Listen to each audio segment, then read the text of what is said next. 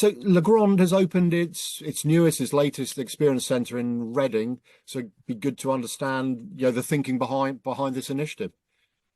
Yeah, so the purpose of the Experience Centre is to showcase the complete range of products that fall within the scope of Legrand Data Centre Solutions portfolio. And this incorporates many of our already well-established brands in a complete joined-up solution that can be readily applied to any commercial or enterprise data centre.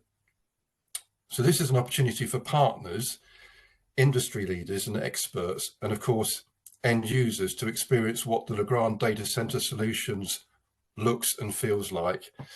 It's also a place where we share ideas, strategies, concepts, and we educate each other in an ever-changing and constantly evolving industry. We like to share our own ideas, but we can only achieve the product innovation that we showcase through listening to our peers and, most importantly, to our customers. So the Experience Centre also provides visitors with an opportunity to share their views, their thoughts, and ultimately contribute to this innovation process. Yeah, and in terms of how it works, I believe the focus is very much on taking customers through the data center power supply chain journey. And I guess that's about helping them to understand the importance of each stage of bringing power to the IT and data center infrastructure, and then coping with these significant amounts of heat that are generated along the way. Is that right? Yeah, that's right. That's true, but it's also important to note that we also deal with the distribution of the data through similar stages through the data center, so from the pot room right the way through to the equipment.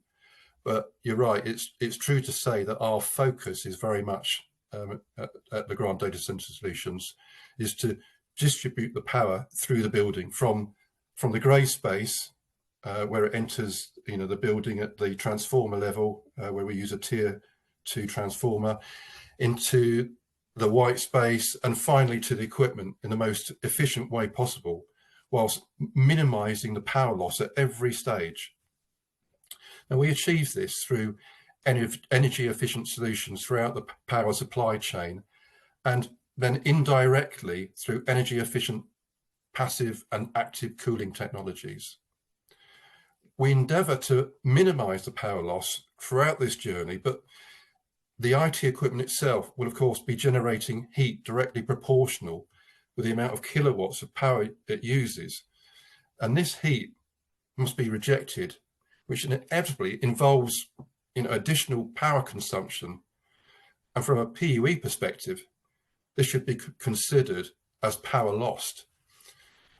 Now, this happens within the white space, and so that's where we can achieve the greatest level of efficiency through passive cooling solutions such as our air optimization kits, aisle containment, and then the energy efficient active cooling solutions like the innovative Cold Logic range of products, with the ultimate objective of minimizing the power required to reject the heat that's been generated by the IT equipment.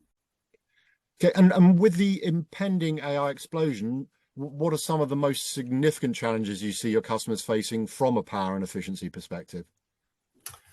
Okay, so I was listening to or watching some interviews, and I looked at one from Jensen Huang, the co-founder and president of NVIDIA, and he says that the amount of power required by DCs to support the AI boom is an issue for the world.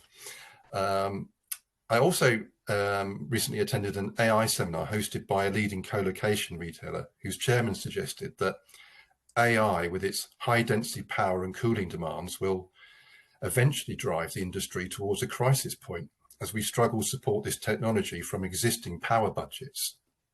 For instance, Dublin has no more power for new data center deployment, and Amsterdam has very strict guidelines around energy efficiency. So to build a new data center in Amsterdam, you would need to demonstrate that you have a PUA that no more than 1.2. So the pressure to find further capacity out of the existing power budgets will become more intense if we are to accommodate this emerging technology. And in addition to the infrastructure we've been discussing, I mean, what sustainability and compliance challenges do you think are front and center for the data center industry right now? And I guess, in the context of this conversation, particularly focusing on the importance of minimizing power loss or wasted power, if we want to call it that, at, every stage of the power supply chain. Yeah, helping our clients reduce their carbon footprint by providing innovative and energy efficient and sustainable solutions is our primary objective at Legrand, and it's important also as part of our corporate social responsibility program. But probably the biggest challenges for the data center operator who are already on this path of improved energy efficiency is maintaining that upward trajectory of further improvement with the ultimate goal of achieving net zero. It's really difficult to keep that going. However, what is sometimes overlooked is not just this reduction in carbon emission and operational expenditure, but the consequential increase in kilowatt power capacity through reclaiming that energy that has been lost through inefficient cooling, coupled with the increase in the cooling potential of the DC. So, to put it another way, a retail co-location provider or a multi-tenant data center, rather than selling space, what they do is they sell kilowatts. So, in this scenario, if an energy provider or a power station as the wholesaler and the co-location provider is the retailer. Imagine the co-location provider is selling cans of kilowatts, and these are displayed on the shelf. And let's assume that the facility's kilowatt budget is shared equally amongst 6 of these cans, these big cans that are sitting on the shelf.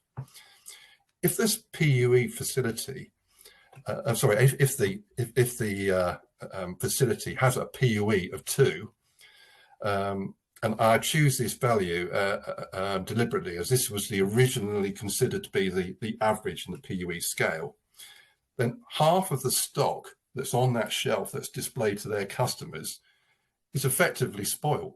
That's gone through energy loss. Whereas if the same facility improves its PUE to 1.2, then only one of those cans is spoiled. The rest is now available to sell. And obviously that can improve further through further energy efficiencies. So this means that it's not just about sustainability. It's not just about the OPEX element. It's about capacity. And this means that the facility has more product to sell so they can improve their revenue as well as its operational expenditure. This reclaimed energy also goes, at least in some way, to address the challenges that AI presents to the industry in terms of the dearth in power capacity. Okay, and following up on that, it would be good to understand the ways in which Legrand is effectively addressing the challenges arising from AI-driven workloads. I mean, what are some of the latest technology innovations that Legrand's suite of data center solutions has to offer, and how are you actively working with your customers to implement these technologies? Yeah, right, absolutely.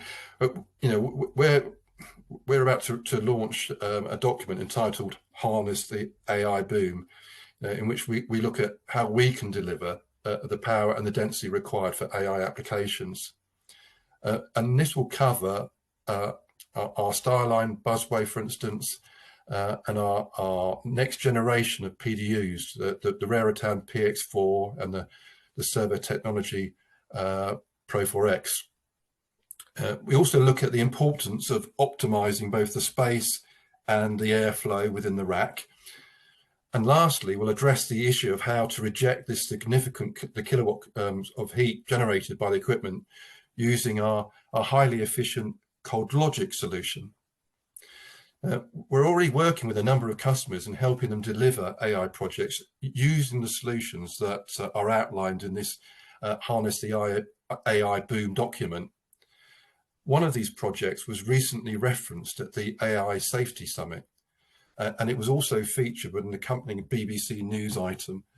So, you know, some of the customers who are helping are high profile, but many of them that we're dealing with are much, you know, still similar high profiles, but we're at a much earlier stage in the AI story. And maybe, I mean, before we finish, it'd be good to understand anything you can share in terms of Legrand's future plans. I mean, and I'm thinking whether that's in terms of the technology innovations, product launches, and or, you know, ways in which the organization is going to further develop the customer experience through the initiatives, you know, such as the Experience Center, which is where we started. Yeah, yeah. Well, you know, we'll continue to enhance our product offering both organically, you know, through our investment in R&D and the, you know, the PX4 and Pro 4X, which has just been released, is an excellent example of this. But also through best-in-class acquisitions. You know, we will continue to do that as we grow the business.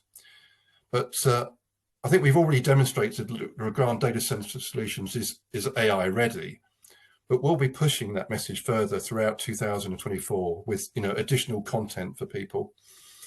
Our organisation will develop, you know, the customer experience centre further with, you know, with plans for more experience centres throughout Europe, and these will include Germany, Czech Republic, Slovakia, Poland, and Spain.